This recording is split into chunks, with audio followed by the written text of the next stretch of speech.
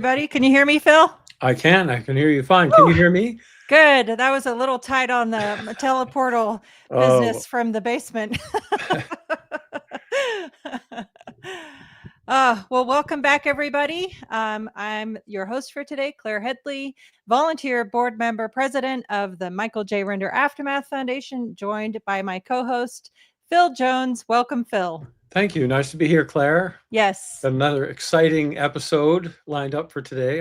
I'm excited about this one. Yes, me too. Likewise. It's always never a dull moment over here at the Aftermath Foundation YouTube channel. Many interesting conversations. And as always, we will be talking about, what it's like getting out of Scientology. We have had so far some very interesting conversations with people the foundation has helped. People have helped the foundation help people escape. And we will just be continuing to talk about the work that we do, the programs we offer, our progress, and so forth. So there we go. Did I miss anything, Phil? I think you got it all. Awesome. Well, with that, let's see. We'll just give a few minutes for people to show up, but we have a special guest today. Now a dear friend as well. I hope he doesn't mind me saying that, but we will be welcoming and talking with Ian Rafalko. Let's get Ian added here. Hopefully this all works out. Very last minute, Lucy over here. Welcome, Ian. There we go. Hey, how's it going? Ian. Good. Hey, love the shirt, man. I appreciate it. Very colorful.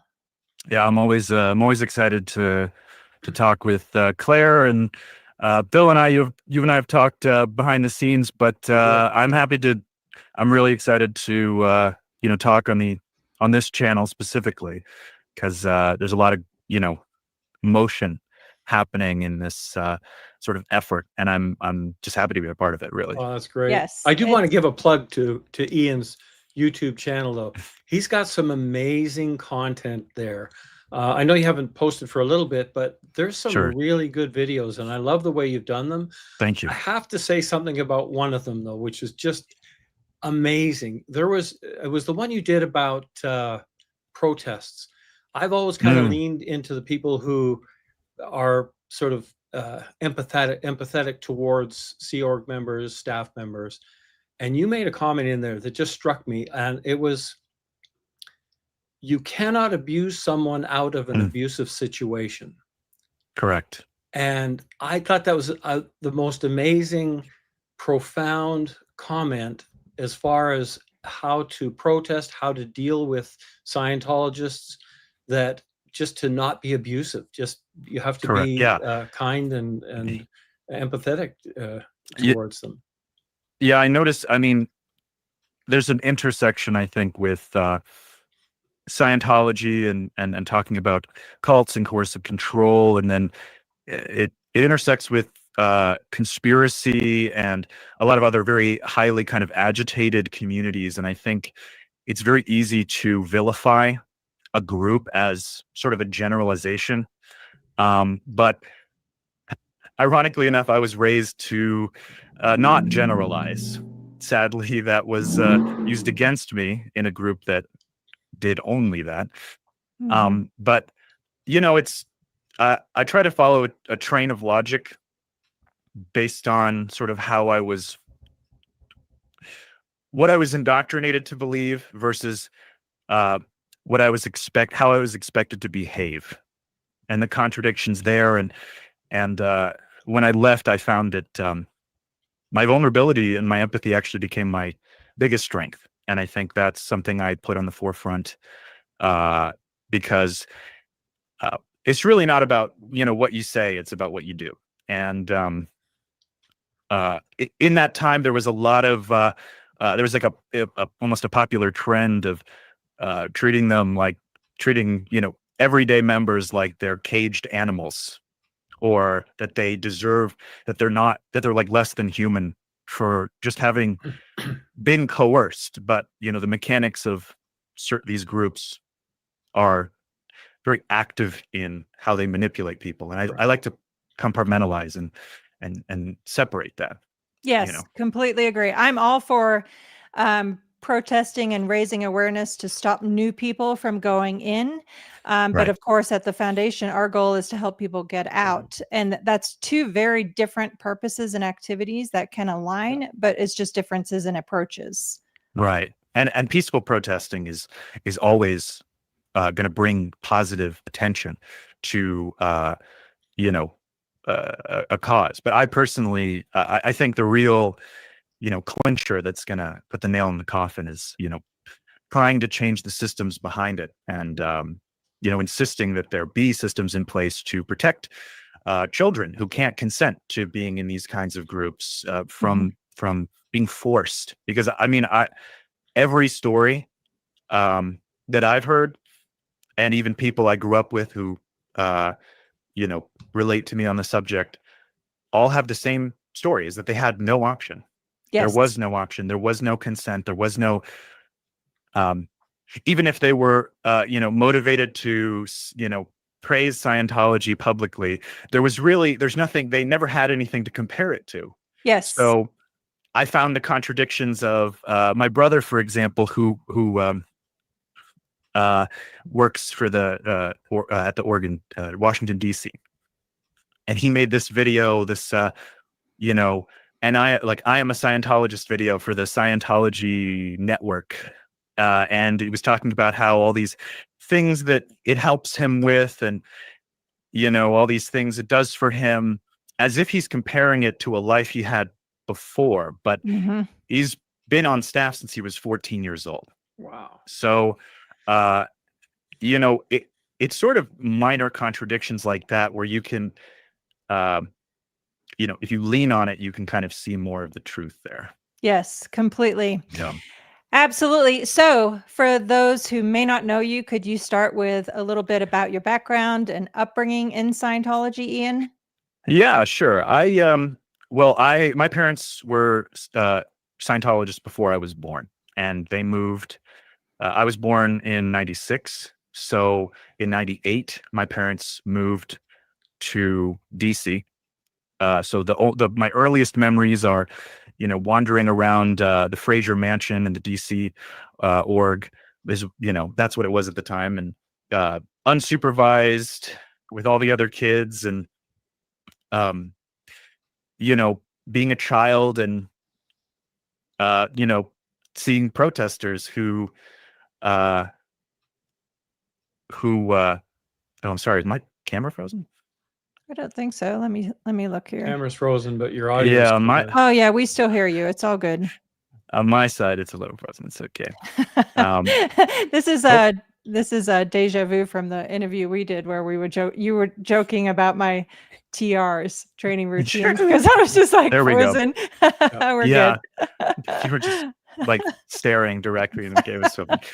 No, but yeah, so lots of Scientology-based schooling and homeschooling. The earliest school I went to was this place in Virginia, which was this private Scientology school next door to an open-air cement plant, which was definitely unhealthy. A lot of indoctrination that I remember was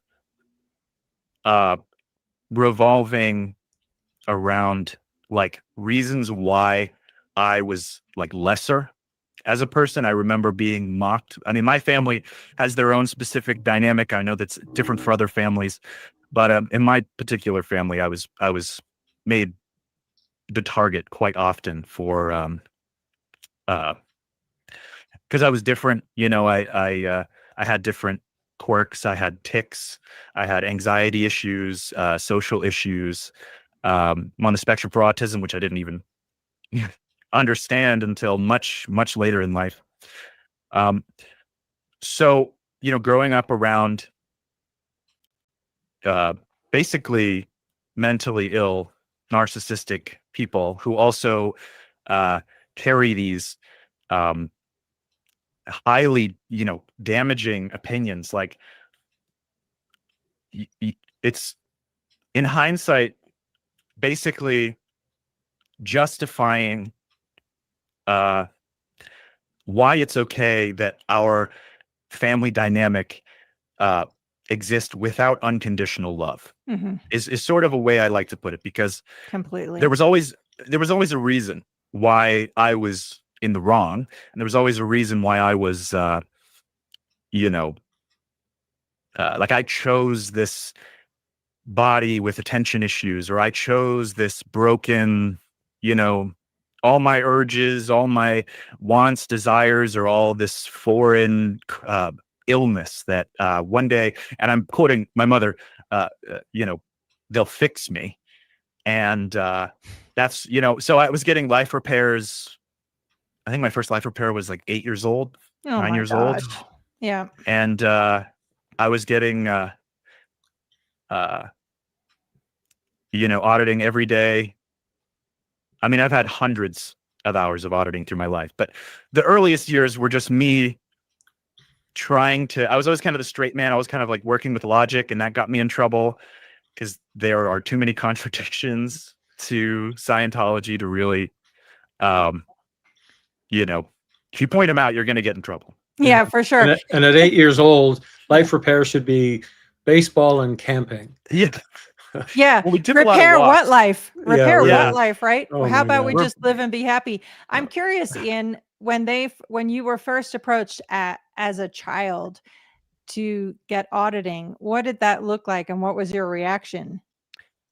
Well, this was around the time that my hormones started to develop as a child. So my mother had, and I'm not ashamed to talk about this because this is like normal human stuff. Things I have had to unpack a lot of shame towards because, you're not a human in Scientology. Right. But I had a lot of behaviors that were typical of children, of young boys my age, and my mom saw this as some degraded manifestation. I remember her telling me that she found like a Victoria's Secret catalog under my bed, and she said, well, one day this is a gateway, and soon you're going to be looking at children. Soon you're going to be one day you're going to be a pedophile if you keep looking at this. And Oh my because that's what happens. gosh. It's just a degraded thing. And I remember just being terrified as a child to feel any kind of emotion about anything. And not only was she wrong, I had deep, deep, deep social scarring, like for most of my teenage years, from just, I mean, that's just one example too. Right. But just these reinforcements of how broken I'm going to be, how I mean, to list them all would be difficult, but Yeah, for sure. No, I get it. But yeah, so there was like a reinforcement of this kind of propaganda that isolated me from my family, and that my brother and sister both, bullied me up until I was a teenager as well. Didn't help. Ugh. So, I mean, what could be considered as like typical family qualms, I think the neglect really adds up, and the boredom really adds up. And, I think I was like 9 years old when I was like, I remember sitting on my bed, and I was just like hoping that I was adopted. And I was like hoping that my real parents would come and, save me from this like absolute emotional and psychological nightmare. And I think, and there are other more kind of extreme things that I won't get into here, but I have a pretty good memory. So as I grew, I've held on to these things. Yeah. And so I don't forget much. So that's kind of my difference, is that from my experience, it was very hard for me to just like ignore these things. For sure. Completely. So where were your parents? Sounded pretty hardcore as Scientologists, because that's a lot of, there's that hierarchy in Scientology, and there's always beat up people below you. And there's this, now, were they on staff? I can't remember if you mentioned that or not. My dad got into it later. He was kind of just more, I guess, wishy-washy, you could say, until later on. My mother, however, sort of spearheaded this. Yeah. And she was on staff in DC for a while. I found out much later after I left that they did not like her on staff. She So- made problems for everyone, and she was the PES. So okay, I think she was the more hardcore of your parents. Yeah. Then. Oh yeah. Oh yeah. Wow. And That's a sad thing. PES, of course, for anyone listening, is Public Executive Secretary, but basically responsible for bringing new people in, right? So she would Hiring, have to yeah. be hiring staff, basically. Yeah. Yeah, No, and bringing over in the new public Scientology. Bringing new division. people. Oh, that's PES. Yeah. Yes. Well, you're over all the public division, Okay. so Oh, you're okay. over also the dissemination and. But I remember finding some documents, some reports written on her that were described her as a Sherman tank. So, which for those who know, it's really funny. But she always kind of instilled upon me that like I should act more like her in that way. But it seems like she wasn't doing a whole lot of important stuff later. It wasn't until later that my father became very wealthy, and then the dynamic changed where the IAS, the International Association of Scientologists, the subgroup of Scientology that directly accumulates the money, focused in on him and praised him and elevated him, and he got very popular within Scientology because he's a YouTuber who pretends to be a medical doctor, and I think, or I should say, pretends to give medical advice.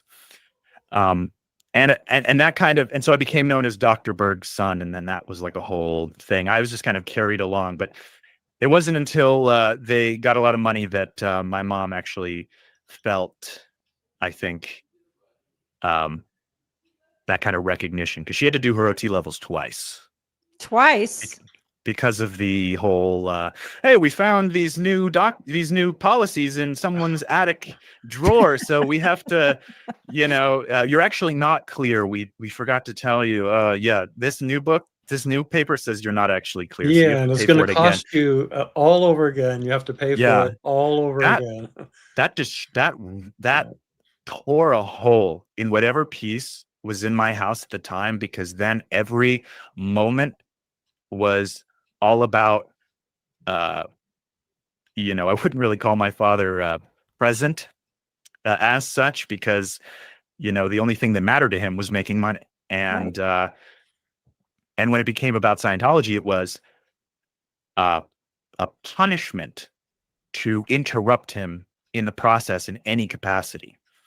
And his work, he's a chiropractor, and he was a nutritionist. He called himself a nutritionist at one point.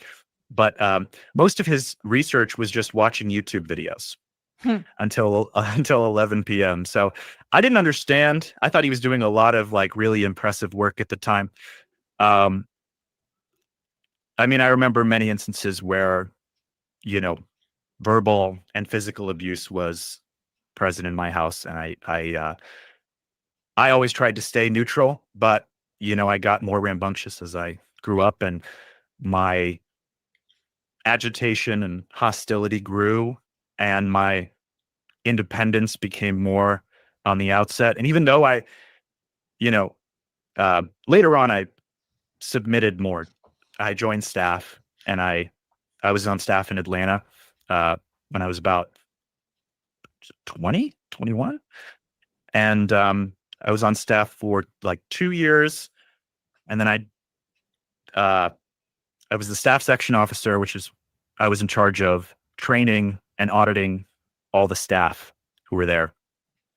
And then I was sent to Flag to be a clear certainty rundown auditor, because I was very close to achieving this state of clear at the time. And so I went to Flag. That was 11 months, 14 hours a day, 7 days a week, of basically paramilitary book club Yeah. I haven't heard it stated that way before. That's a good one. Paramilitary book club. It's kind of a book that's club. You got to study everything all day. Read, everything. read. Look up words, read. So And don't you dare ever even yawn for 1 second, no, right? I know. Oh, You got to stifle I that. learned. And you learn how to stifle a yawn. You get. Oh, I learned not only that, I learned because it's flag, they have like a Chinese supervisor, they have a Russian supervisor, they have an Italian supervisor. So at the time, I learned basically every term in every one of these languages for, do you have a misunderstood word? Russian, не понятые слова. You know, like, привет, как дела, не понятые слова? And I was like, нет. And he's like, check again. And, but nothing really like teaches you to be self-conscious than to monitor and police every bodily movement and function, and like for like 9 hours a day. Right. And even Just let me just ask you there. this. Yeah, no, because you reminded me, even if your mind just wanders for a moment, like not like fixed, straight focus on the text you're reading, just like daydreaming for even a moment, even that is forbidden, right? Yeah, Absolutely. I mean, look for that. They'll look if your eyes wander off and look anywhere else in the room. They'll walk over and say, "What did you just read? And what word did you not understand?" And then they'll pull you up, put it on an e-meter, and drill down and in order to get out of that interview, you basically have to give up a word that you say, "Oh, I didn't quite get the meaning of that word," and then it's the only way out of the interview. Yeah, and even post GAT2, which is basically when they re-released everything as if it was new, and it was basically they standardized it. They put everything in their own special little shiny packaging and said that this is the standard, blah blah blah. Even though they still did the non-standard stuff, they just couldn't they just stopped talking about it. I had I have actually a notebook around here with just like pages and pages and pages of, you know, hundreds of words cleared and sub definitions, and like dozens of demos and clay demos and film, like hours and hours and hours of films watched. And it's just per day. Wow. You kept track of all that? You have to. You absolutely have to. I mean, it's grueling. Studying in Scientology is grueling. But I was good. I mean, I like to think of myself as, at the time I needed to make it make sense. So, and I committed myself to it, and I got very good in their terms, to the point where I was actually appointed to the role of Cont MAA for East US OOTs, which means they separate all the trainees, because they send all the people from different places to flag, and they separate them into like East US, West US, EU, ANZO, which is Australia, etc. And I was the MAA. I was basically the ethics officer. I was setting targets and helping people make targets. Very upstat. It was actually, honestly, because I spoke my mind there, I was actually punished quite a bit. And eventually I was taken off of that position because, well, a very loaded story about my ex and how we met on the program and how we were separated because, we were friends, and then policed, and they took our phones and they went through all of her information on her phone. They found nothing that they made up a big story that I was getting together with this friend of mine, and then it wasn't like that, and they separated us. And then later on we ended up getting together. We trauma bonded essentially because we were policed so hard. I realized later it was like we were literally drawn together because of how much of a mess was made trying to keep us apart. That actually eventually led to why I left in the first place. But Yeah, I don't so want to get what the were cart some of before the those horse. what were some of Yeah. those first moments or realizations that kind of made you start to doubt? Well, so every org that I had worked for or been around was empty. Yeah. That was one. But you always kind of, when you're there, you're like, oh, well, it's just mine. And it's my fault too, because I'm not applying the proper, technology or whatever. I did have there was a moment, and this did kind of tie back to my ex-wife, who was the woman I was mentioning. We did end up getting married, and we were very honest with each other at the time. I was more so, I think, because she helped me realize that, even on her side of the world, Scientology was just as, destitute, just as small. And I saw these kind of contradictions, and it was sort of obvious that they were willing to lie for this apparent optics, to look good. But if they're willing to lie about that, what else are they willing to lie about? And that Completely. Yeah. really stuck in my head. And I think, like I said about my memory, like the contradictions kind of just pop up. Yeah. As you're going, you're like, oh, well, he says this here, but why am I reading this if he invalidates this later on in another policy? Like, why do I have to know anything about, like, reading Dianetics before doing the New Era Dianetics course is like, teaching you how to crash a plane. It's like they not have there's no usefulness in it. Yeah. Right. Even in their context, like there's such a bizarre, goofy context, and space magic, essentially, that universal karmic force that punishes you for not agreeing with L. Ron Hubbard. Yep. So, and I was just like, if it's workable, it should work. And if it really worked, we would see these problems being solved in the world. Yeah. Like if we could handle suppression, there would be no SPs. Right. In that kind of context. And the opposite being true kind of just showed for me this kind of identity crisis as a nature of being in Scientology. And it was really, and then, well, I guess I'm getting off track. We had personal conversations, my ex and I, about the level of heat we were getting, because they were taking pictures of us through the bushes walking around the flag base. Like if you're like, because they have secret cameras all over Clearwater that take pictures of public areas. And I was handed these like black and white grainy photos of us like seen together in public. And this is when you're still a member and you're not at this point yet expressing any desire to leave. Is that right?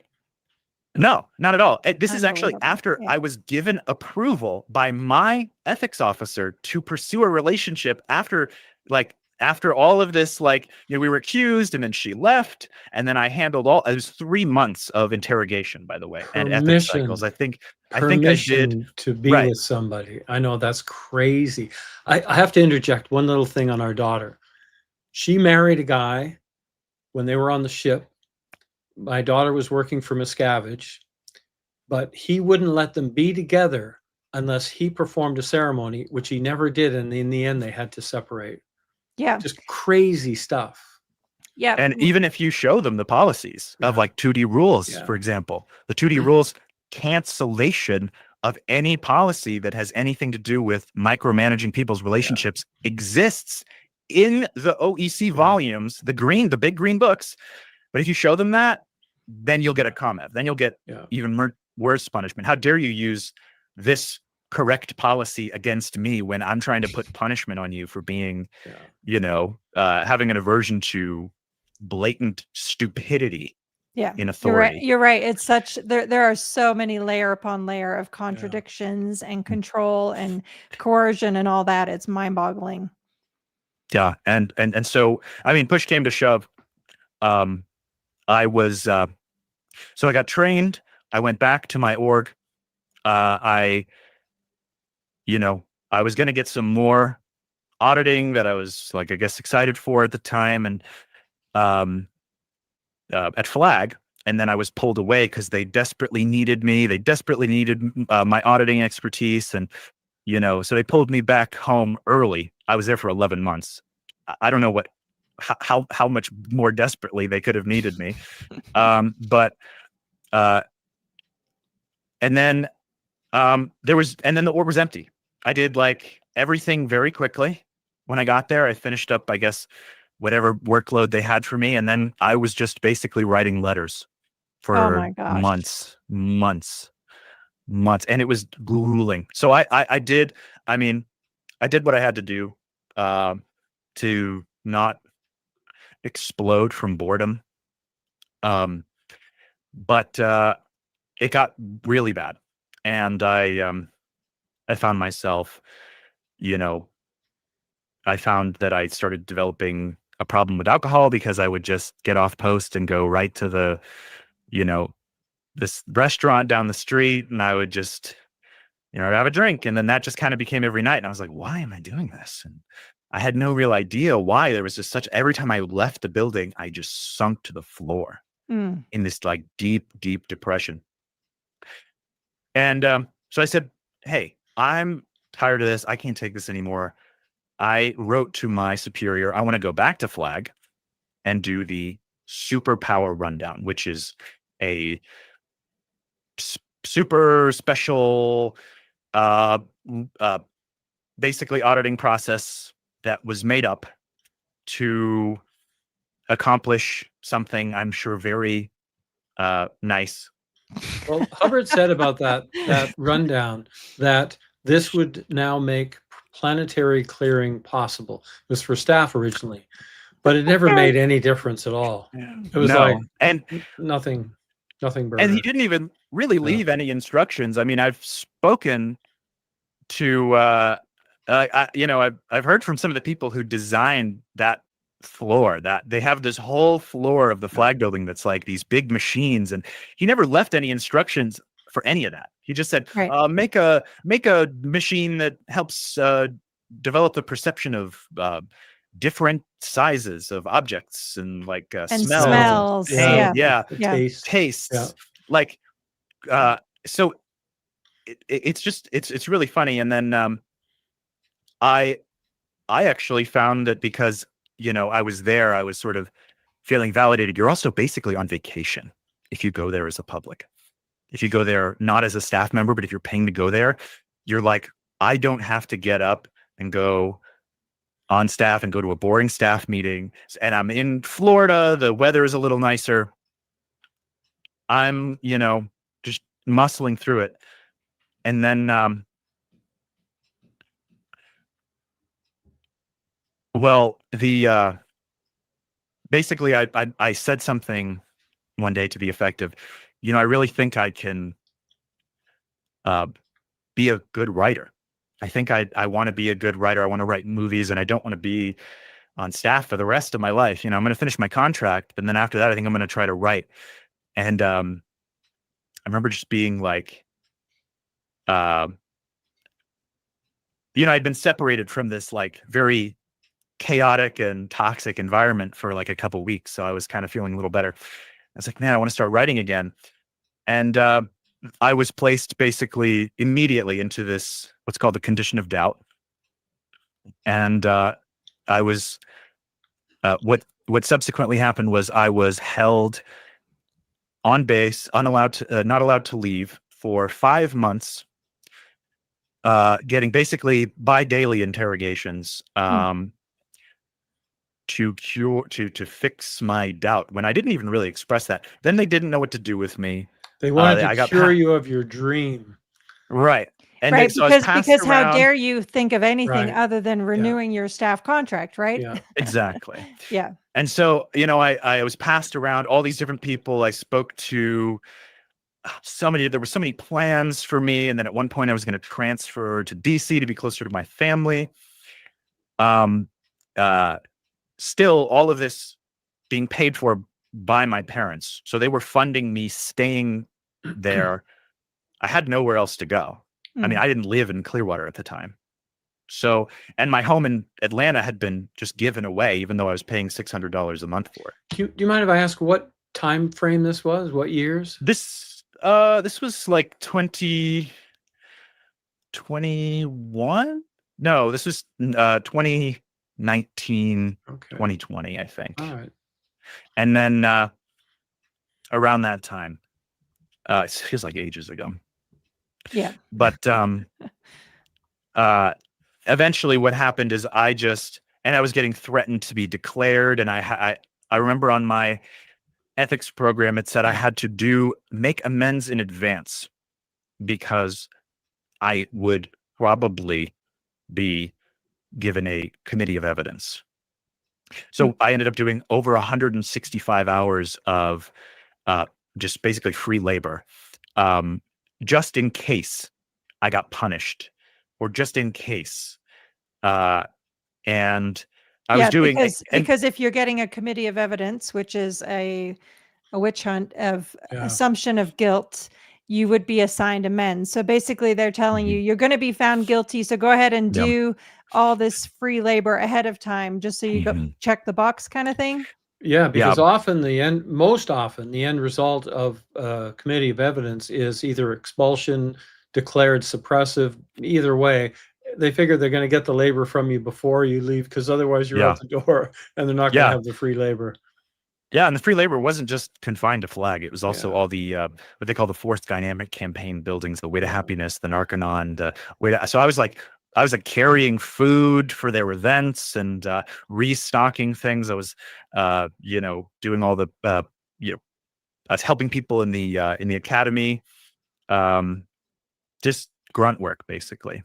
Yeah, standing in as like a dummy, because they didn't have enough dolls to use, and I was just there was a moment where I was like, just get me the hell out of here. Yeah. And basically it got very bad, and I was in a very severe emotional position. That I was coming to the terms with the fact that no matter how much I do to attain some ethical level of excellence, I was already going to be punished for not having achieved the next level beyond that, right? Which is just blind submission. Mm-hmm. There is no conscientious freedom of choice in Scientology. It is submission or rejection. These are the two, polar opposites, which makes it very volatile. Yeah. And I basically said, like, my auditor brought me in and I was like, she's like, how are you doing? And one day I was just like, not great. I'm just thinking about I'm just having like daydreams about how many ways I can, end my life. Oh my gosh. In like very vivid, graphic ways, things I would write to make it easier on my loved ones to understand. And it was just I was just so like glazed over at the time. I didn't really understand that they didn't know that, because I had mentioned it before. And so I was brought in to my ethics officer, and she said, well, you said these things. And I was like, yeah, it's nothing I haven't said before. I mean, I've been saying this for like over a decade at that point. And she said, oh, well, we didn't know that you were being serious. Oh my gosh, come on. And after 5 months of not being able to leave, even when one of my best friends passed away and I was not allowed to go to his funeral, 2 hours after I said that I was serious, I was escorted off the property with all my belongings and not allowed to stay where I'd been staying. And I thankfully had a friend locally that I could stay with, and still had to come in every day and wait for 6 hours every day for about a week and a half, until they were like, yeah, we're just gonna send you home. I was like, thank God. And I did. Wow. And I quit staff like as soon as I could. I was like, I'm taking a break. I'm going to take a break. This has just been my whole life, and it's just been terrible. And it's, taken a very serious toll. And, I said I was going to take a break from Scientology. Everyone in my family got very careful. I And was going to ask about that in terms of the family dynamic and how that made it harder or easier to separate. everyone, yeah, not only was I became a particle, which in Scientology is just a way to dehumanize people. Completely. And like basically you become an object to be moved through a flow system. Right. And you have a terminal. It's literally every all the language even is dehumanizing. They even use those words. You're right. Well, this guy's he's an ethics particle. Yes. Or it's just like dehumanizing. That's how I felt. Like my mom would come into the room because I had to stay with my parents. This was like right when COVID started. So I left. I went to Atlanta, packed up all my stuff. My sister drove me in a U-Haul down or up back to DC, stayed with my parents. And it was just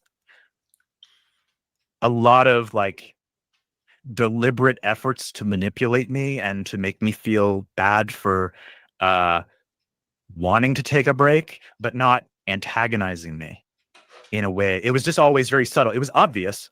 And, there were times when I would, basically being berated and I would be on the floor in tears and, it was a bad time, basically. And I've grown since then, so I can kind of reflect on it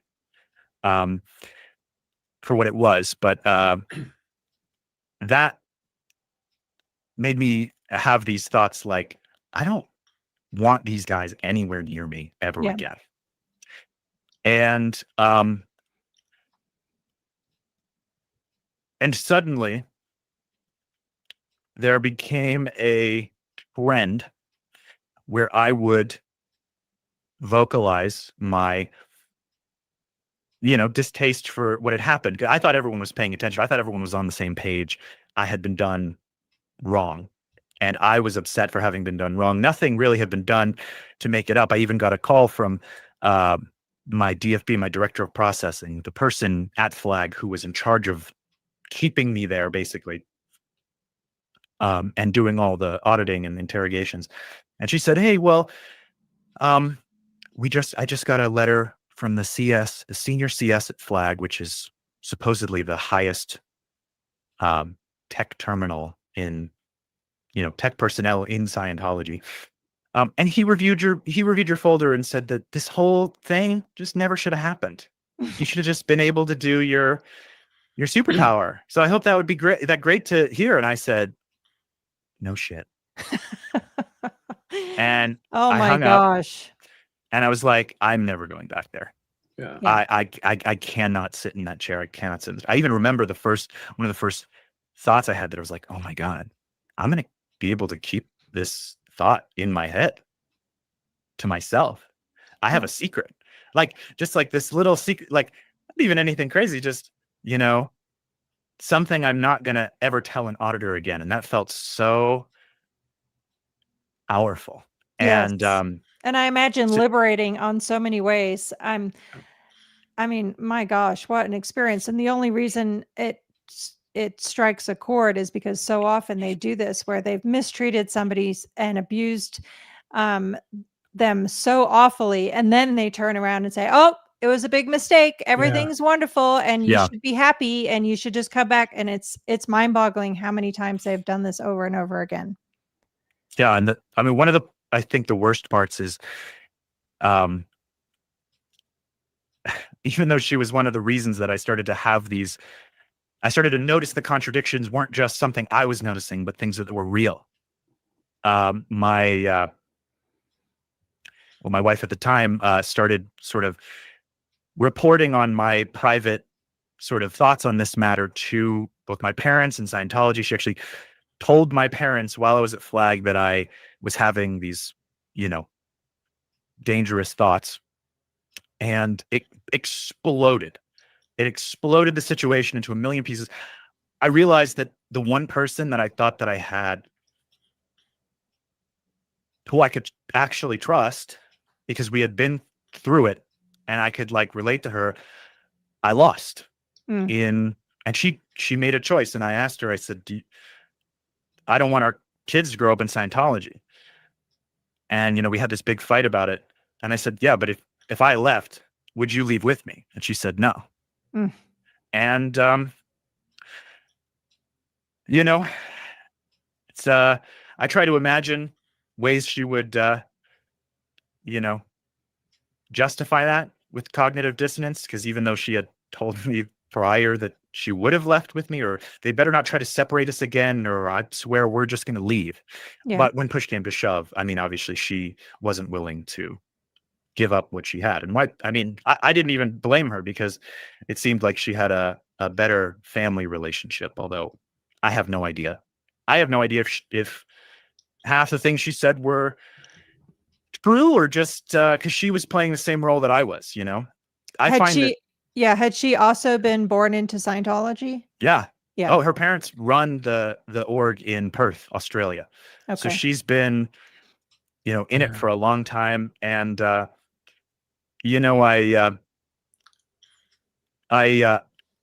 was going to say something.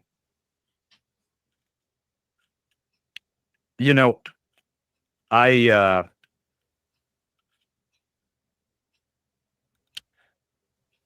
forgot what I was going to say. Sorry. That's okay. No worries. No, and sorry, I didn't mean to bump you off No, track there. I was just curious No, if she had the same background of having grown up in it, because And that's a tough one too, because if her whole world growing up, her family, everything, for her to make that decision to leave all of that it's a tough one. I mean, it's a difficult thing to, to leave family to make that choice.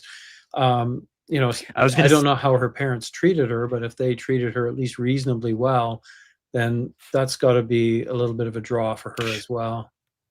From what I understand, it's a position of very strict loyalty that her parents have been subjected, who were both, they met and married in the Sea Org, and had their first child when they were in the Sea Org. Her mother had also testified against this one survivor at one time who had been claiming that they had been forced to have an abortion, and that there was this whole Australian lawsuit about having forced abortions. And she actually was one of the people, her mother was one of the people who publicly wrote a testimony to protect Scientology in that regard. So for me, it's like the family sports team, but with extra steps. And I think it's interesting that these people who disconnect, and we can talk about disconnection too, but I find these people that disconnect are very often not scared of the people they're disconnecting from. Mm-hmm. That's not the issue. It is that they are terrified of the literal punishment that Scientology will inflict upon them if they are found to be disloyal to the current status quo put forth by David Miscavige. I think, and every time I say this and I push that button, you get blocked. You get, they run away, they scurry, and that's natural. And I expect this. Yeah. Honestly, I'm expecting to have a conversation with a Scientologist where they don't, run under the fridge when the lights come on. You know what I mean? That statement is 100% correct. I've said that numerous times, that Scientologists are more afraid, if they're encountering a suppressive person, they're more afraid of what Scientology will do to them if they're seen interacting with someone who's been declared suppressive. Yep. It's always going to be in the back of their mind. And if you're terrified of a group you are supposed to trust, and you're supposed to believe is the most ethical group and the most, honest group. Like, I don't really think hardcore Scientologists believe in ethics in the traditional sense. I think they understand the notion of what's socially acceptable and unacceptable. And I think in Scientology, there are rules. And if you break the rules, you get punished. And that's what ethics is for them. Yeah. And punishment, like ethics equals following the rules of the group. And there's only one person who makes those rules these days. Right. David Miscavige. Yeah. And I'm just going to put this out there for any Scientologists watching, for David, if he cares. I had this idea.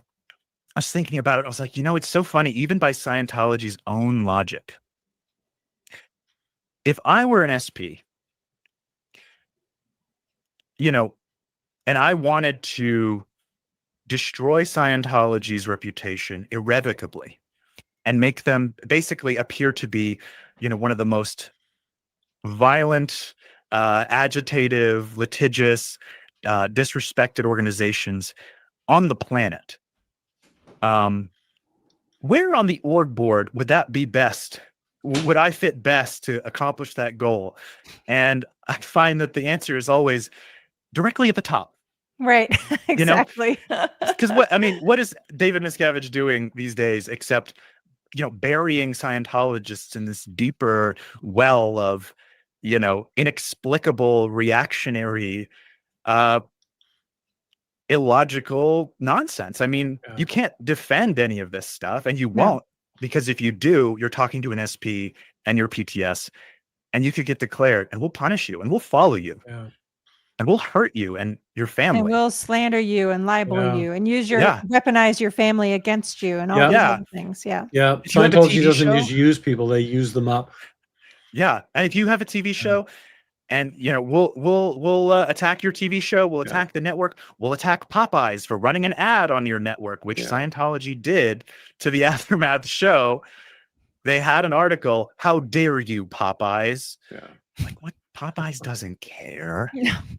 What you doing to Popeyes? I just thought that was really funny. Anyway, it is. It's very telling. Yeah. Very, very telling. Yes. Oh my gosh. Yes. And so, gosh, we have so much to cover here, but back to the topic at hand today. And in terms of your story of getting out of Scientology, how and when did you come in contact with the Aftermath Foundation? That was shortly after I made a video exposing my father, just being a donator to Scientology. I said that, I don't have a good relationship. Essentially, I said, I don't trust him. You shouldn't trust him. He gives millions of dollars to Scientology, and I was suddenly, millions of people saw it. And I was sort of then on the other side of this just insane wave of attention that I was not prepared for. Yeah, that makes sense. And I will say that's something that's incredibly unique about you, Ian, is that most people getting out of Scientology want to just kind of quietly walk away. And you did it very differently. I am a lover who has been forced to become a fighter in order to survive.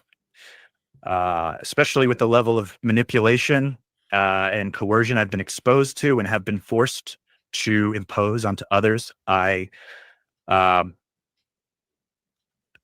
angry, and I feel terrible for what happened and for what I saw and for what I didn't do and for what I allowed to happen and, for where I was and for the things I've seen that I didn't intervene on. And it's not that I feel responsible, but I think what really riled me up and made me go scorched earth was how little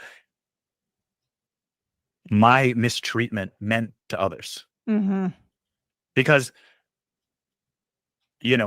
oh, we'll just do this and it'll be so great. I mean, I'd been groomed basically my whole life to be rewarded for, reaching for Scientology.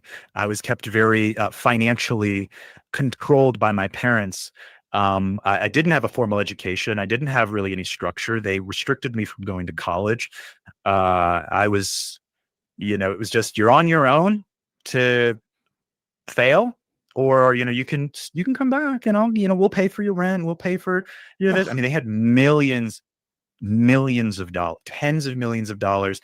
I don't know how much money they've given to Scientology now, but at the time it was almost $7.5 million Oh my gosh. 5 years ago. And buying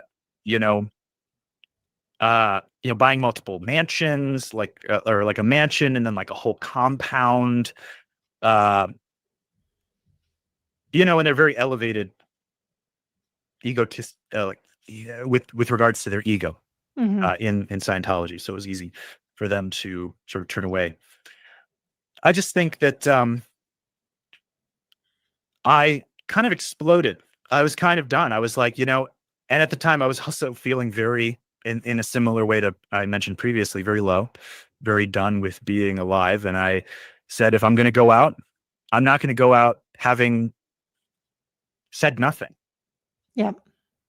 I feel like my life mattered, and what I did at the time, I thought it was coming to an end. I felt like I don't want to be like some dirt you can push under the rug.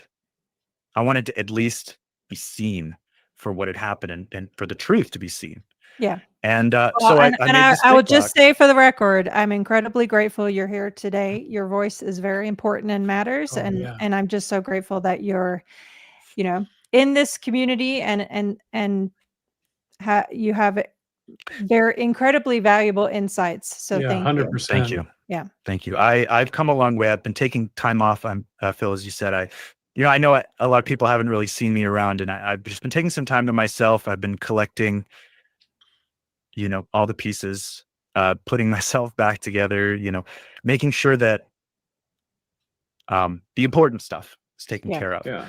Yeah. And I mean, it's because I left, and because I actually was able to engage with an evidence-based system of, mental health, and that I've been lifted out of that I've seen the support that other people have given me, that I have reasons and new interests, and uh, uh, the vitality that I was always promised I would get from Scientology. And honestly, I've seen more since I've left Scientology than Scientology had ever promised. It's exponential how much better life is outside of Scientology, especially when you've been in it your whole life. Completely. I could not Yeah. agree with you more. Very, very well said. Oh my gosh. Oh, the sky is not the limit, right? Yeah, it gets funnier. I've had people reach out to me, and people I've known, and it's all the same. It's all the same, and they're in pain, and they're terrified, and when I was directed to the aftermath, I was there was so much going on. I didn't feel like I deserved it. I didn't feel like I knew what to say. And Claire, you and I spoke. I was basically, people say, "Oh, reach out to Leah Remini," and I'm like, "Yeah, that'll help.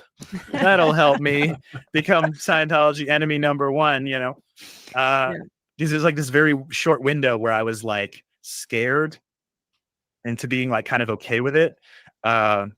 In there, it was very dicey, and I was working for my dad, and I was fired basically for not, from my perspective, not wanting to participate in Scientology and not agreeing with my father's political beliefs.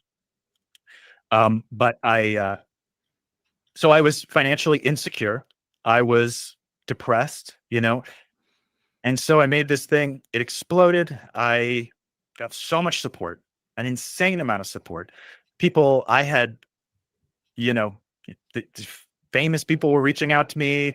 Like I was just blown away. And so I was like, something's happening. I just need to settle down. And I was directed, and Claire and you and I had a conversation, and you were like, don't worry about it. I know you're gonna I know how it feels. I know you feel. I was like, I don't want to ask for anything. I don't want to take too much. Like, I just need my rent. And she's like, just what do you need help with? And then we talked, and you helped me. And I was like, oh. And that was like this, like, sort of domino, the first domino of like realizing, oh, well, my life doesn't end right here. And later on, because I was still too nervous to ask for help, I was having more issues, and I was like, Claire, I'm not gonna lie, I need help. I'm like spiraling. And she's like, okay, well, we just got someone on the foundation who can help you with that. Mm-hmm. And then I met with them, and then we had this whole plan, and we followed the plan, and I got the help that I needed. And not like I doubted it at that point, but like, it's not about, for me, it wasn't really about, it was about that I had been lessened as a person to such a degree, because no Scientologist is above the word of Scientology, right? Yeah. No Scientologist, like, they would rather, my family would have rathered I'd taken my own life than said something mean about Scientology, even though it happened. So knowing that,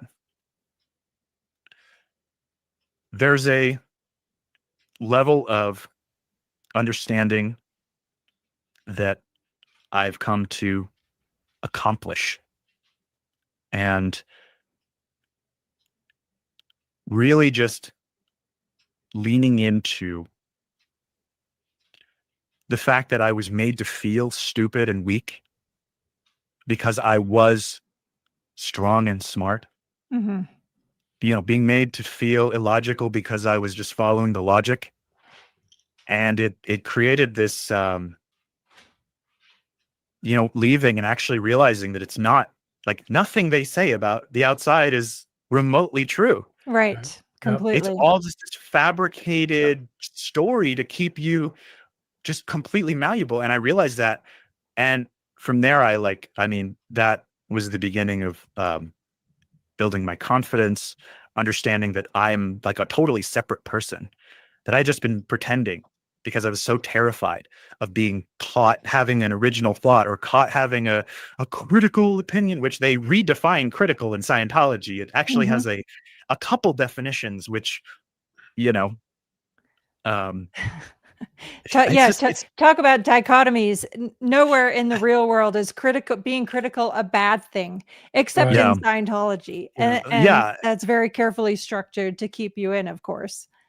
Yeah, and even the co-opting of the word Scientology and sounding science-y, even though L. Ron Hubbard didn't even invent that word, which is something I had no idea until I left. And I was like, that pre-exists him being alive.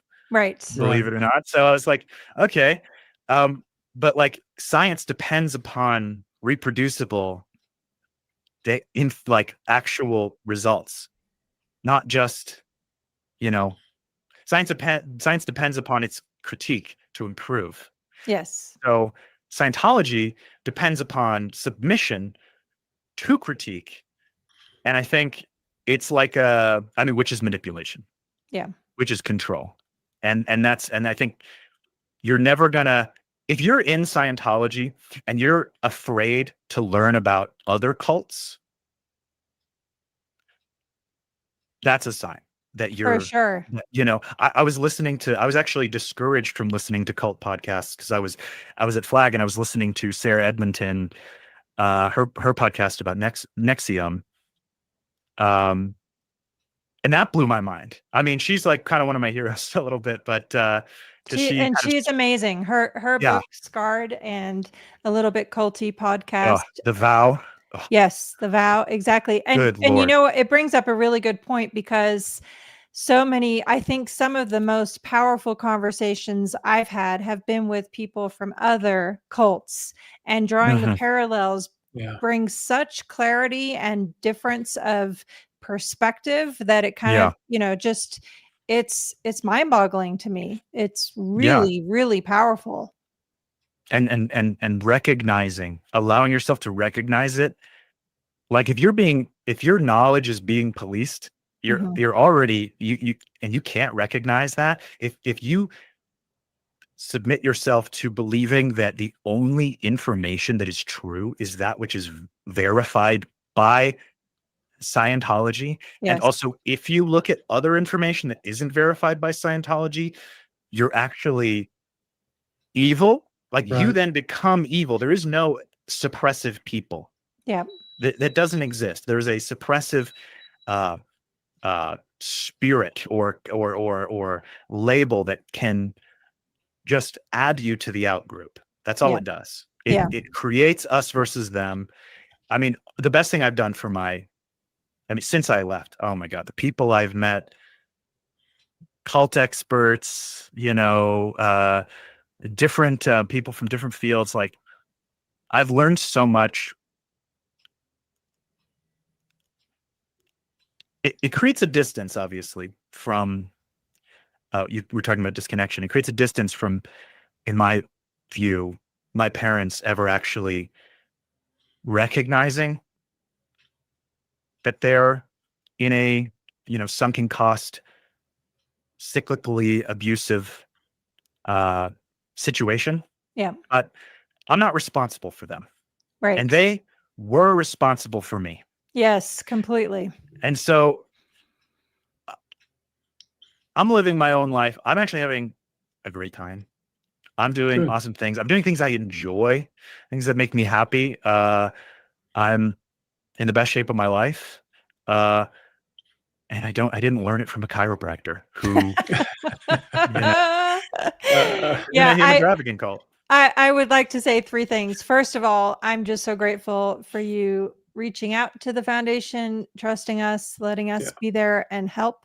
And I also very greatly appreciate your work as an advocate for the foundation since then, of helping other people navigate that transition and being there for them.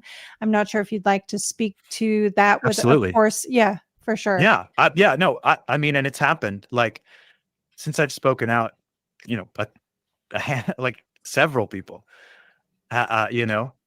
not even people, not all of them are people that I've known, but like people who just have seen the story and they see all the parallels, and they're terrified to even speak to me. Like, please, I don't know if this is real. Please don't release my information. I'm scared to tell you who I am. And I'm like, it's okay. Tell me what's been going on. Just let's talk. Yes. And I see myself.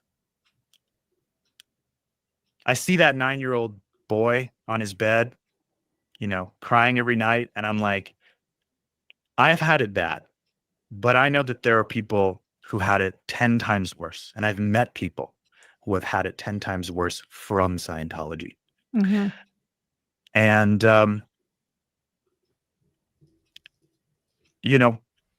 I was very, talking about like death and all these things, death comes for us all. And I don't have to meet it before it's ready. We're all going to die. Death is a part of life. I'd rather help people, if I can. Yep. While I'm here. Yes. And whatever that means.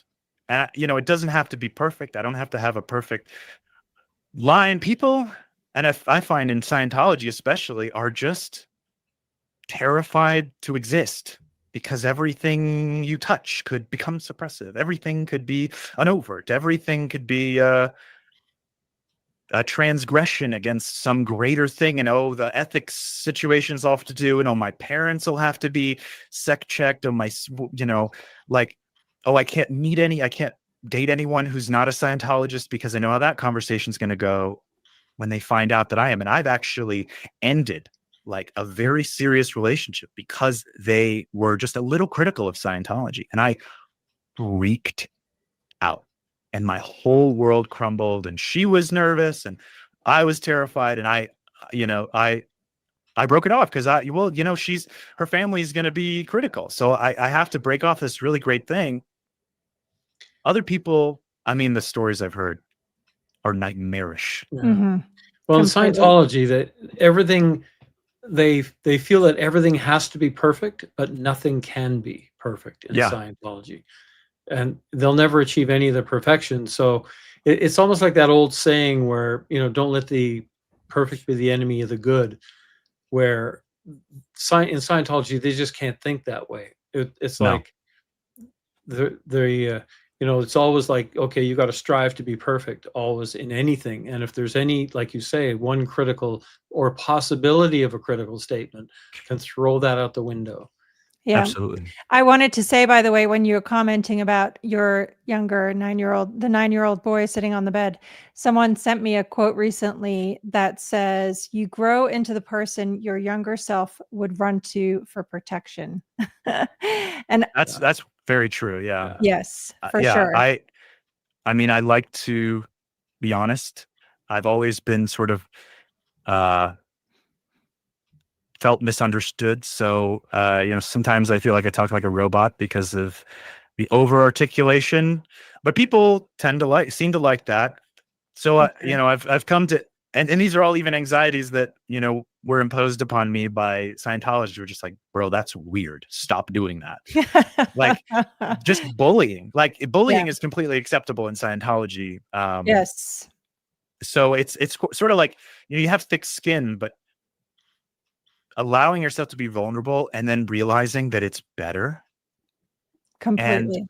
like it just in so many ways really lifts that off. Yes, I And know. I yeah. don't know about you, but I felt broken emotionally by the time I got out and escaped, like Uh-huh. incapable of feeling. And of course, I wasn't actually incapable, but it had been so ingrained as just Right. shut it down, squash it, push it away, that I had to work through that and process that. And, of course, books and therapy and all the other things have helped with that. But that's how I felt in that moment, was completely broken. Uh-huh. Yeah, it's and the hardest part for me really was asking, not just believing that I had like Scientology's definition of the freedom to communicate or whatever, the freedom to do it, but actually exercising it. Yes. Like, there's a process in Scientology called grade 2. It's like a whole level. And no, it's grade 0. Is it grade 0 for communication Communication. release? Yep. Communication. Yeah. Yeah. Grade 0 is Communication release. communication. Whew, Yes. been a while. I was like, I was just like, which one did I talk a lot on? I was like, oh, that was probably the second. And then I was like, no, that's wrong. That's Yeah, grade 0. grade 2 is all the, confession of Right, over right. and your transgressions and so forth. Yeah. Grade 0 is communication. Oh man, on my training, End I've result of delivered. Ian That's a good phenomenon. sign. It's a good sign, Yeah. Ian. Hats off Yeah. to you. Woohoo. No, I know. When I you just, it's finish just when you finish with grade 0, you're supposed to be able to communicate with anyone about on any time, anything. about anything, any subject. Yeah. And my older brother has done it, and he's disconnected, and he can't communicate about anything with Yeah. me. Um, It's such a like a yeah, weak hypocrisy too. I yeah, mean, it's sad because we all have our unique relationships with this concept yeah. because of the bonds that have been severed because of it. Yeah. Disconnection, I mean. But Yes. I find that like it's never it never has made Scientology better. It has never made a Scientologist feel better. It has never made any like amount of positivity for a group that demonizes negative emotions. I Mhm. mean, on purpose. Yeah. It's so hypocritical. And then you become comfortable in the hypocrisy because it's like, well, I'm just in this body for now. And I'm like, right, because that's what they told you. And you're going to believe it because you're not interested in learning anything else. Like Right. I would, and there's no challenge that has been met by Scientology, except the challenge of how many times can we, lie to the public, or how many lawsuits can we launch against vulnerable people. Yeah. I found out how so many victims can we silence? How many Right. perpetrators can we prevent from being brought to justice? Yeah. What's crazy is even something, I mean, and you see it everywhere, especially when you leave, because when I left, I was in the middle of my divorce. I had told her I want a divorce because I couldn't trust her. She was going to stay in Scientology, and I wasn't. Yeah. And sort of sparing her from certain things, but also sparing myself, because I had no one at the time, and I had been low, as I said. But at the time, I was working on filing, and in between that time, I was told I wasn't declared by my brother. And then I went on the Leia Rumini podcast with Leia and Mike, the Aftermath podcast. And then suddenly things not only took things took a very sharp turn from there. That was probably the biggest nail in the coffin. But at that time, suddenly, this law firm out of Australia covered the bill and just wrapped it up and had suddenly there was like no issue with getting the lawsuit through. It was paid for. And I just thought, oh, well, she just wants to move it forward, so she's just going to go ahead. I was planning on paying for it. And then I found out later that this is the same law firm that like attacked a cult survivors support group in Sydney. And they were like harassing and defaming all of these just like poor people who were just trying to pick up their lives after and I was like,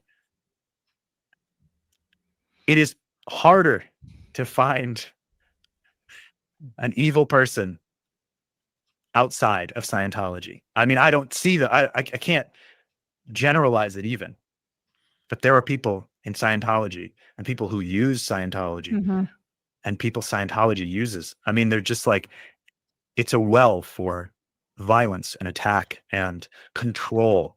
And I think, and they have no intention about challenging it, or, there is no way to confront an SP. I mean, the most useless book in Scientology is the PTSSP course. Right. Completely. In my opinion. Yeah. Yeah. How to spot an SP. Yes. Hubbard was the worst Right. at that himself. With David Mayo worked close with him, and then he was declared. I even had the thought back then. It was like, how come Ron didn't see that? Right. Exactly. Yeah. I mean, so not to be the party pooper, but Ian, would you consider doing a part 2 with us on your advice of how to recover, what questions to ask, and so forth? We try to keep these to about an hour, and I would love to. We're already well over that, so I'd love to run through some comments and questions. Would that work for you? Yeah, I mean, I saw that I'm a yapper, so I saw I was going to drain that down. No, yeah, we love it. We're all for it. We love the conversation. I think it's very helpful to the people that we're trying to reach, the people who are having doubts and considering wanting to get out of Scientology. Absolutely, this is the type of conversation we need to be having. So. Yes. Yeah. Awesome, amazing insight so far. We will plan a part 2 to run through the rest of our questions. Are you good if we run through some comments and questions here before we wrap up for today? Absolutely. Okay, awesome. Phil, I'll let you read them. How about that? All right. Okay. QQ, at what age did you realize it was abuse, or were you always aware? You strike me as very intuitive. Thank you. That's a good question. I'd say it was probably, I mean, I was sort of separating the abuse from my family, and the abuse of Scientology. It was always like lesser in contrast at the time. Yeah. I wasn't aware of higher level mechanisms of control that Scientology kind of influenced. But I definitely realized that it was abuse when I mean, when you leave and you start learning about these mechanisms, it just, all the years just compound, and you realize how many moments they just start popping out. Actually, a book, in order to journal, I have to just write, in this moment, you know, this person, like, this is one of the moments that I had this thought, like, this isn't right. This is wrong. And I started putting those down, to just these small moments to kind of validate that. But you always notice inconsistencies, but you're just like, oh, that guy doesn't know what he's doing. It's like, no, that's he could be following the policy exactly. He's just, you know, correctly confused. Yeah, when we were on our way out, one of my kids asked me, he said, do you think it's the tech or the people? I said, if the tech worked, you wouldn't have bad people. I mean, there are more people who have left Scientology than are currently in Scientology. Completely. So yes. something's wrong. So true. Yeah. Something's wrong. Yeah. Yes. Completely. You want me to do this one again? Yes. Yes. All right. Love it. So you can't have any love life unless Church of Scientology sanctioned it. When you're training, like when I was sent as an Atlanta trainee to Clearwater to become an auditor, which is like it's kind of like a joining the Sea Org type routine, you know. And I was, you know, kept in this the motels that I was in down the street with like 9 to 12 bunks per room, and bed bugs everywhere. And I mean, it's an exhaustive training, but when you're there, you sign something that says you're not allowed to join a relationship, mostly because historically, most people who get in relationships, it's treated as a distraction from your training. Yeah. Right. And then these people, because they get punishment, end up just leaving together. Yes. And it happened twice when I was there, not even having anything to do with me, to 2 different couples that I saw. And I was like, look, I'm not trying to date this girl. And they're like, well, we saw you sharing a song with her in a group of people. So you're obviously dating each other. I mean, I was like, that's ridiculous, but okay. And then, but yeah, at that time it was policed, and that we were actually, even though we had to spend every day training together, we were not allowed to, we were put under a separation order. So we weren't allowed to physically, verbally, we couldn't make eye contact. There was literally zero contact we could have, friendly, like, and the fact that it pushed us closer together made it like this whole emotional thing. And it's like, but the punishment we received just for being friends was absurd. Well, typically in Scientology, public Scientologists, unless, like you say, they're doing intensive training or auditing, Scientology doesn't necessarily interfere with their love life, if whatever you want to call it. So long as it's not detracting from their progress. Right. In Scientology. And when my wife and I got together back in the early 70s, we were called into the executive director's office and ordered to split up. And I think it lasted a few weeks, and I said, oh, screw that. We've been together over 50 years. So thank goodness. Thank goodness you didn't listen. I know. Yeah. Here we go. Here's another one. I'll get this one. Okay. Yeah, go ahead. Okay. Tim Greenglass, all of it. Dianetic Scientology seems to ignore quote unquote love like it's a negative thing. Yeah. Well, because of the necessity, because it's a doomsday cult. Like, when you reduce Scientology's, all of L. Ron Hubbard's lectures and all these explanations, and you kind of just get a list of facts like what he's saying are facts, you get not only like a boatload of contradicting statements and opinions, like directly contradicting statements and opinions, to the point where it's like, is he just like making this up? Spoiler alert. But like, not only that, but you see how little he cares about, you know, the people being helped. Like, the fact that it's the able helping the able is so dumb. Like, so you can't help the unable. So what are you good for? Like, so what is Dianetics even used for? You know, it's healing, but we don't use it on people who are sick.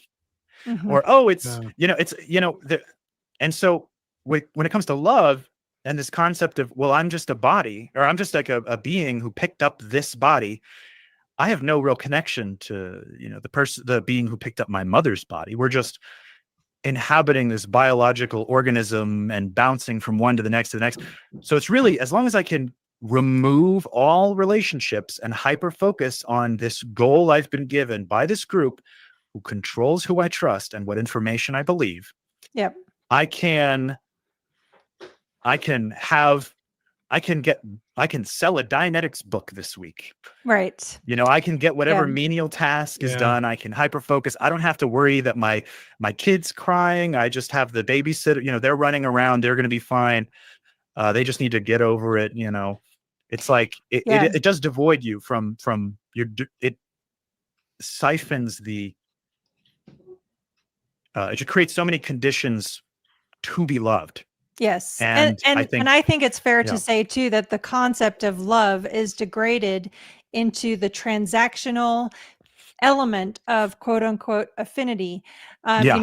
That's more what is used in Scientology, not the word love, but you have affinity for somebody or you don't have affinity for them. Right. You have reality with them or you don't have reality with them. I don't love you with today. Scientology, then you cannot have affinity for them, right? Yeah. You really, we had an ARC break yesterday. So there are reasons why, you have to take such extreme sides and there's such a volatility to the mindset. And that's why I can't really blame, I'm not responsible for the people. I'm not responsible for getting my family out. Right. But if they hear what I say and they understand that it's true on some level, it would mean more that they actually decided to have a cohesive sort of family relationship in spite of what they've been instructed to do. It would mean more for them to reach. I've spent my whole life trying to appease my family, trying to play the good guy, play the useful idiot, so that I could get by and not be, terrified every day of X, Y, and Z. But the concept of love is really for them, they would have to choose to violate this, Scientology mental contract in order to, it's a vulnerable thing. And to be vulnerable in Scientology is dangerous. Right. So, it is a weakness, especially in Scientology, which is why they haven't reached out. But, I'm still here. They're still alive. Mm-hmm. They are, they're not dead. Yep. These people have every opportunity to have a conversation. I've asked my dad several times, he can come on my channel and we can have a debate. That would be epic. I would be watching that. I would totally watch that one. A few people would watch that, but sadly he has retracted further into his isolation bubble. So are you I don't saying see he's that got an happening. indefensible position that he won't I'm come saying on your podcast? Yeah, well, I think it'd be harder for him to. It is. I have more reasons why it's a cult than he has. Yeah, well, it's hard to defend Scientology because they say it's technology and a science, but it's actually a belief system entirely. Absolutely, entirely. The amount of faith, and especially because with all of the mechanisms of the afterlife, you're only going to know if that's real in most religions after you're already dead. Mm-hmm. So the burden of proof is not on me for not believing it. You can believe it, but you're going to waste a lot of time, in my opinion, doing not having relationships with people that you would otherwise care about, or not learning new things, not enjoying certain freedoms or time, not being able to save money because you're always donating for some org that's never going to open, no matter how many hundreds of thousands of dollars you give. Talking to you, Boston. Philly. Mhm. It's just it's a never-ending cartwheel. I think, but I think you're right. It's like it's the antithesis to rationality. You really have to like put so much. You have to submit so much to this ideal system. I think because it looks organized and they talk a lot about how organized it is, it makes people feel safe. It's like, oh, it feels like a shopping mall in here. I can relax. But like, there's marble everywhere, and the seats are kind of comfy, and somebody shows up with a uniform and a folder, so it feels professional. But it is one of the most disorganized systems I think I've ever had the misfortune of being exposed to. People are just scrambling all over, make it the story. And I've heard from people everywhere. It's the same everywhere. Crazy management, bizarre orders, just and there is no defense. And even their files are totally messed up. You can see how many times you see an organization, Scientology organization, that says, we're calling in volunteers to help update our central file system. And that's ongoing. It's been ongoing for 50 years from when I first got in or more. Yep, And for sure. Here's another one. I love how Ian is prepared to be so open and honest about his experience. His eloquence is awesome, and I hope he writes more. Yeah. Thank you. Here's my secret. Yep. And this is true. This is my honest secret to how I'm able to act as I do. I am always terrified. Emotions are a part of life. And so you're never going to feel comfortable about like being so open, especially in a world that's very chaotic. Yeah. It's the action in spite of that discomfort that I think people feel inspired by. And I think because they want to be brave, and being brave is being scared and doing it anyway. Yes, exactly. And I think you want to hold on to that. You want to hear a little secret about that? Sure. The physical reactions your body gets from terror is the same as what you get from excitement. You just have to change your viewpoint of where you're at. I remember when I used to do a lot of boating when we lived in Florida, and we'd get on a boat, and I used to have this sort of little bit of vertigo, seasickness kind of thing going on. And then one day I said, you know what, this could be really exciting. As soon as I changed my viewpoint of, well, I started to enjoy it and never got seasick ever again. I think I agree that could, there's like a similar mechanism. I think the biggest separation is danger, is the level magnitude of personal danger when in terms of the body is thinking about its own safety and its own comfort. There's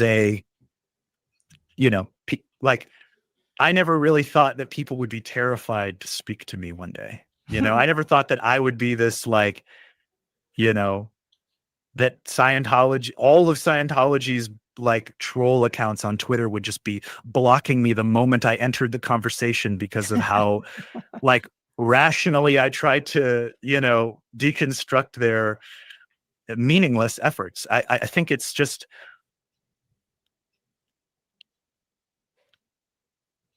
I see things in a very specific way. And I think the evolution of, how do I say this? It's not about what you know or how smart you feel like you are. It's about what you do with the information that you have. Yeah. And I can keep all of the just truly horrific things in the past because they're terrible to look at. But to know that having said those things sparked in people who experienced the same a sense of injustice within themselves. They recognize this isn't just a fluke. This is an accident. So something happened that Scientology cleaned up. No, this is a systemic issue. Yes. That if I can relay it in a way that communicates how I experience it within the context that I did. You know, in the context also of like the mechanisms of control themselves. If I can, you know, do these things, then I can help someone. I mean, it could just make it better. Like I have no real goal. It's really just a lot of people are talking about how a lot of people can talk about how, you know, terrible everything was and how, you know, how much better they are for having left. And that's great. And I feel like whether it's work on yourself, which I think is primarily important, or work elsewhere, you know, activism isn't starting a YouTube channel or, you know, making the biggest noise all the time. Sometimes it's telling your friends to avoid, you know, seeing someone pick up a Dianetics book in the library, being like, you should probably put that down. You know, that's a cult, right? Like, it's about how you use the information that you've learned. And there's a lot of self-reflection that's scary, because if you wasted your life in Scientology, well, your life is wasted. I don't think that's true at all. I think if you feel like that, you should look at it as the end of something fake and the beginning of something real. Yes. That's what I have to say about that. Well said. Awesome. Nice. Well, on that note, we will wrap up for today. Ian, we so greatly appreciate your time, your insights, and for sharing your story with us. We will very much Anytime. look forward to delving into some remaining important questions next time. Yeah, it's a loaded story, and there are some things that, you know, I needed to add certain context to, and it can take a minute, but I now that that's out of the way, you know, anytime you want to talk, I'm completely open. Amazing. Well, thank you to everybody joining us today. We will look forward to seeing you next time. And on that note, adios. Awesome. Please help us to get to 10,000 subscribers. And don't forget to push the notification bell to be alerted when new content is available. For more information about how you can apply for help or to become a volunteer, visit us at theaftermathfoundation.org. Thank you for watching.